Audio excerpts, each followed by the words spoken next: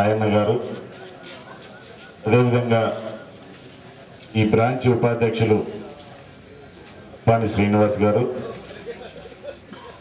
అదేవిధంగా వేదిక మీద ఉన్నటువంటి డివిజన్ కమిటీ నాయకులు, కేంద్ర కమిటీ నాయకులు, మైన్ కమిటీ నాయకులు, అదేవిధంగా వేదిక ముందున్నటువంటి మా తెలంగాణ బిడ్డలైనటువంటి కార్మికులందరికీ కూడా పేరు పేరున తెలంగాణ ఉద్యమ నమస్కారాలు.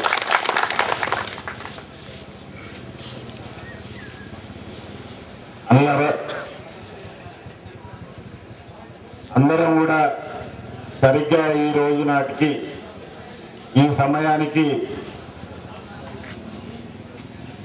10 రోజుల తర్వాత మనందరం కూడా మన భవిష్యత్తును మనం నిర్ణయించుకునేటువంటి ఓటును అయితే వచ్చే 28 తారీఖు నాడే ఎన్నికలు ఉంటాయి. ఈ ఎన్నికలలో మన భవిష్యత్తును మనం కాపాడుకుందామా,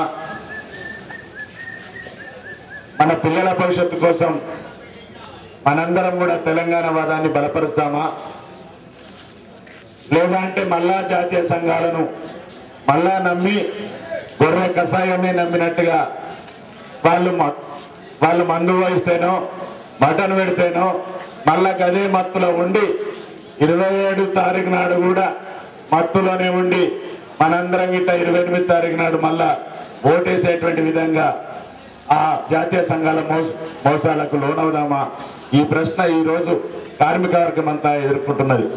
చాలా మంది అంటారు, అన్నా మీరు కమ్యూనిస్టులే అయితే, ఎర్ర జెండాలు అయితే, కార్మిక వర్గ పక్షపాతులే అయితే, మీరు కార్మిక వర్గం కోసం సేవ చేసిన వాళ్ళే అయితే, ఈ 4 సంవత్సరాలు నిజాయితీగా పనిచేసిన వాళ్ళు అయితే మరి నిజాయితీగా ఓటు అడగాలి కానీ లేదు.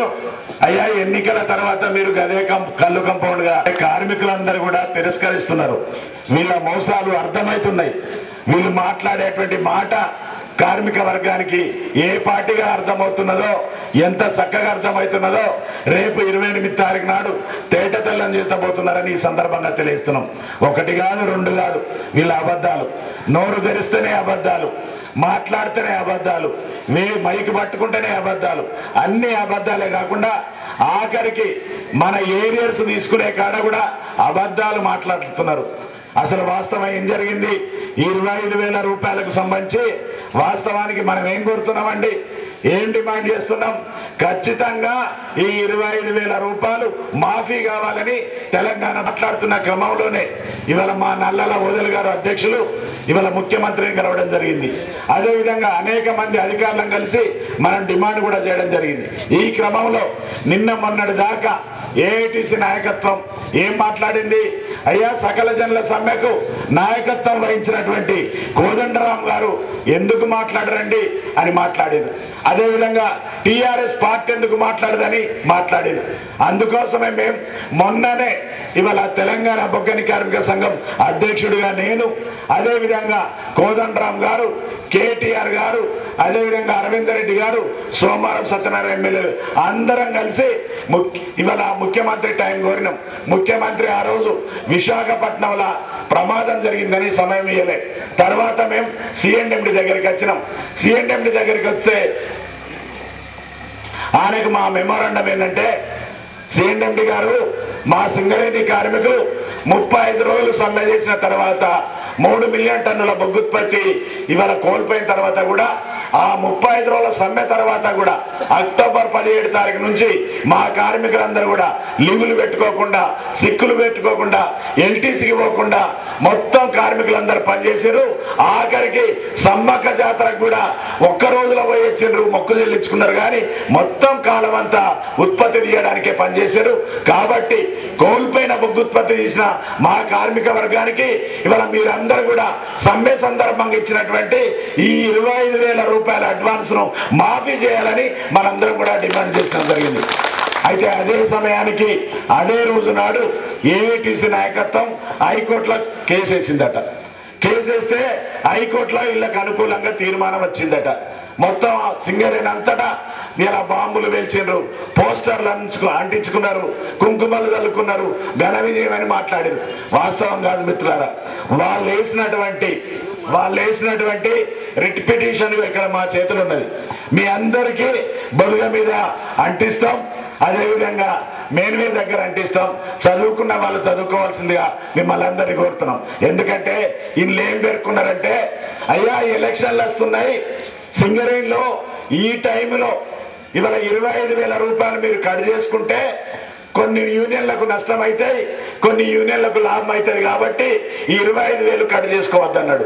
అదేవిధంగా ఈ 25,000 రూపాయలు ఇవాళ ఇప్పుడు ఆఫ్ చేసి జీతాలకు వెళ్ళి కట్ చేసుకోమని ఈ పిటిషన్ లో పేర్కొన్నటువంటి అంశం.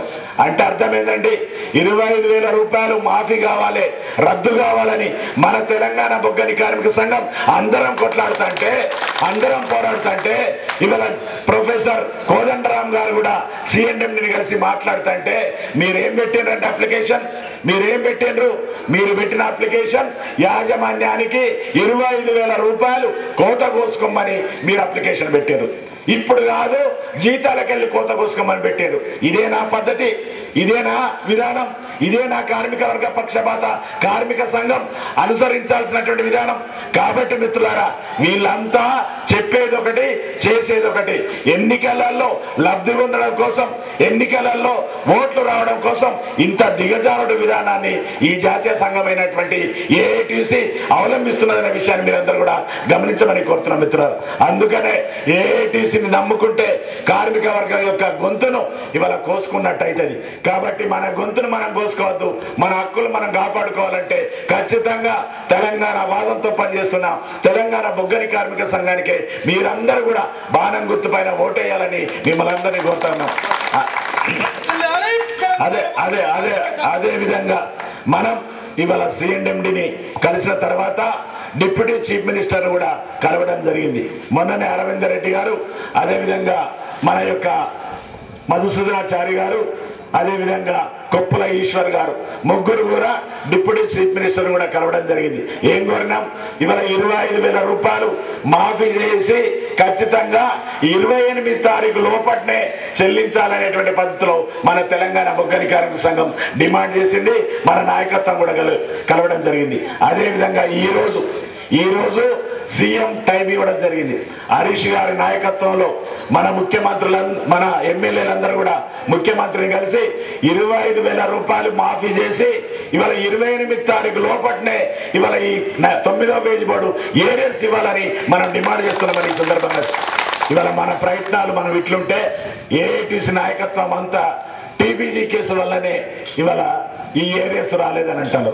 అంటే మీరు కోర్టుకు పోయిన తర్వాత, స్టే వచ్చిన తర్వాత ఇవాళ యాజమాన్యం ఏం చేసింది, ఇవాళ ఇన్ని పైసలు మా దగ్గర లేవనే నెపం మీద మొత్తం ఏరియాస్ చెల్లించేదాన్ని ఆపు చేసిన విషయం వాస్తవం. అదైతే దాన్ని కప్పిపుచ్చుకోవడం కోసం వీళ్ళు కోర్టుకు పోయినటువంటి విషయాన్ని దాచిపెట్టి కార్మిక వర్గం పైన ఇవాళ లేనిపోని అబండాలు సృష్టించే విధంగా ఈ జాతీయ సంఘాల నాయకులు, ముఖ్యంగా ఏఐటీసీ నాయకత్వం చేస్తున్నారని ఈ సందర్భంగా మనం చేస్తున్న మిత్రులారా. కాబట్టి ఏఐటీసీ చేస్తున్నటువంటి మోసం మాటలు నమ్మద్దు.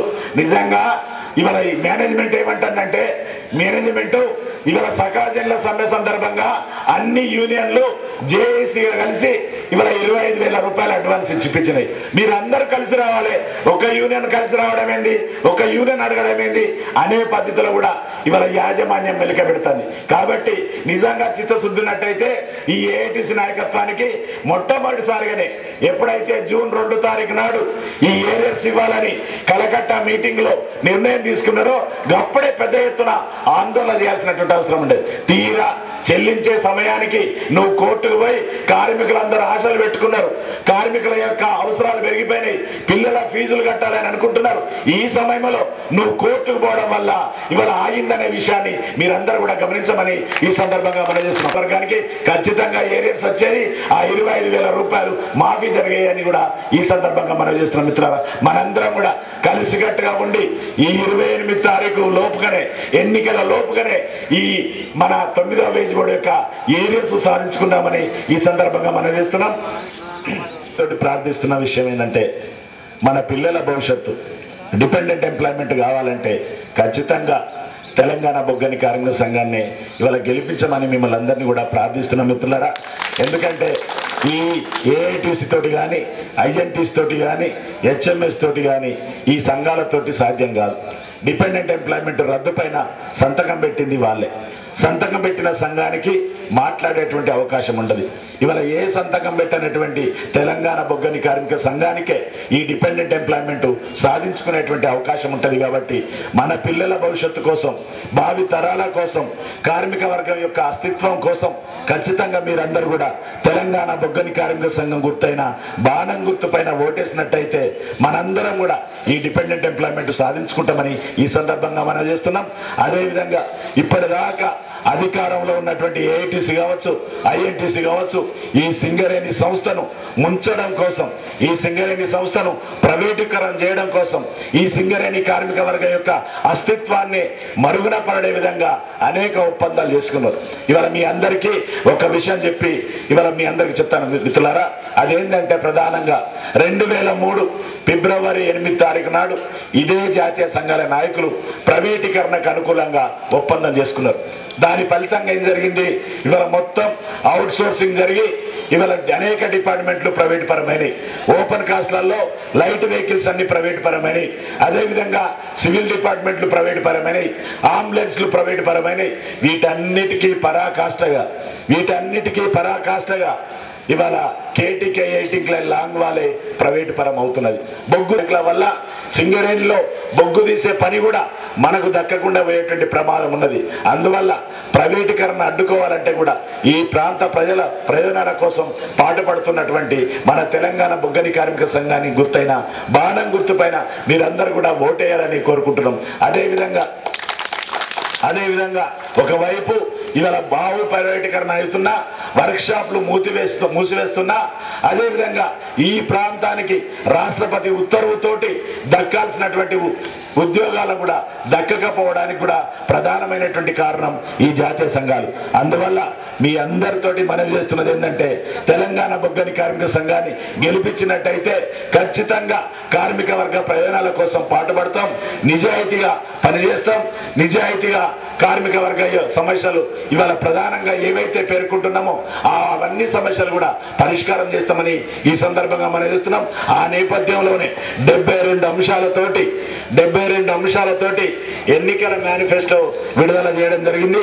ఈ ఎన్నికల మేనిఫెస్టోలో ఉన్నటువంటి అనేక సమస్యలు కూడా ఇవాళ మజ్దూర్ సమస్య కావచ్చు, కోల్కటర్ సమస్య కావచ్చు, అది సూటేబుల్ జాబ్ సమస్య కావచ్చు, ఇన్కమ్ ట్యాక్స్ సమస్య కావచ్చు, అదేవిధంగా క్యాడర్ స్కీమ్ సమస్య కావచ్చు, ఇటువంటి అనేక అంశాలు కూడా ఇవాళ విఘ్నులైనటువంటి మీరందరూ కూడా చదవండి. 72 అంశాలతోటి తెలంగాణ బొగ్గని కార్మిక సంఘం మేనిఫెస్టోను రిలీజ్ చేసింది. ఈ మేనిఫెస్టోలో ఉన్నటువంటి అనేక అంశాలను ఖచ్చితంగా తూచా తప్పకుండా అమరవీరుల ఆత్మల సాక్షిగా అమలు చేస్తామని ఈ సందర్భంగా మనం చేస్తున్నాం మిత్రులు. ఖచ్చితంగా అమలు చేస్తాం. ఆ నిజాయితీ ఉన్నది, ఆ చిత్తశుద్ధి ఉన్నది. అదే కాకుండా ఇవాళ మన ఒకటే పట్టుబట్టి మొట్టమొదటిసారిగా డిపెండెంట్ ఎంప్లాయ్మెంట్ సాధించుకుందాం. ఆ వరుస క్రమంలో అనేక హక్కులు కూడా సాధించుకుందాం. ఈ సింగరేణిని ప్రైవేటు పరం కాకుండా కాపాడుకుందామని ఈ సందర్భంగా మనం చేస్తున్నాం మిత్రులారా. అయితే మళ్ళా మొన్న అడిగినట్టుగా డిపెండెంట్ ఎంప్లాయ్మెంట్ రాదని ఎందుకంటున్నావయ్యా అని ఏఐటీసీ నాయకత్వాన్ని అంతా ఎక్కడికక్కడ నిలదీశారు, ఎక్కడికక్కడ ప్రశ్నించారు. దానితో ఏంటంటే మళ్ళా వాళ్ళ మేనిఫెస్టోలో ఇవాళ పెట్టుకుంటారు, మేము కూడా డిపెండెంట్ ఎంప్లాయ్మెంట్ తీసుకొస్తామని. ఎట్లా తీసుకొస్తారన్నా, ఏ రకంగా తీసుకొస్తారు? సాధ్యమవుతుందా? ఎట్టి పరిస్థితుల్లో సాధ్యం కాదు వాళ్ళతోటి. ఎందుకంటే వాళ్ళు సంతకం పెట్టారు. సంతకం పెట్టడం అంటే ఆ యూనియన్ యాజమాన్యానికి కట్టుబడి ఉన్నట్టు లెక్క, ఆ యూనియన్ యాజమాన్యానికి అమ్ముడు పోయినట్టు లెక్క. కాబట్టి ఇవాళ అమ్ముడు పోయినటువంటి సంఘం, సంతకం పెట్టిన సంఘం వాళ్ళతోటి ఎట్టి పరిస్థితుల్లోనూ డిపెండెంట్ ఎంప్లాయ్మెంట్ సాధ్యం కాదు. కాబట్టి మీరందరితోటి మనం చేస్తున్నాం. మన సంఘం, మన ప్రాంత సంఘం, తెలంగాణ ఉద్యమం కోసం మమేకమైన సంఘం. మన సంఘాన్ని మీరందరూ కూడా తప్పకుండా గెలిపించుకోవాలి. మన ఇంట్లో సంఘం లాంటిది. మీ కడుపున పుట్టినటువంటి బిడ్డల భవిష్యత్తు కోసం పని సంఘం గుర్తైన ఇవాళ వ్యవస్థలు చూసినట్టయితే ఇప్పుడు 38% పడిపోయిందని మొన్న లెక్కలతో చెప్తాడు. కాబట్టి మిత్రులారా, మన తెలంగాణ బొగ్గని కార్మిక సంఘం తెలంగాణ వాదంతో పనిచేస్తున్నది. మన హక్కుల్ని కాపాడుకోవాలంటున్నది. ఈ పరిశ్రమ కాపాడుకుందాం అంటున్నాం. ఇండిపెండెంట్ ఎంప్లాయ్మెంట్ కూడా కావాలని అంటున్నాం. కాబట్టి మన సంఘాన్ని మనం గెలిపించుకోవాలి, తెలంగాణ వాదాన్ని నిలబెట్టుకోవాలి. పొరపాటున ఏమైతుంది, మనం బాధతో ఉంటే ఆంధ్రులంతా టపాకాయలు వేల్చుకుంటారు, ఆంధ్రులంతా సంబరపడతారు. ఆఖరికి విజయవాడలో లగడపాటి ప్రెస్ మీట్ పెట్టి 29 తారీఖు నాడు అయిపోయిందా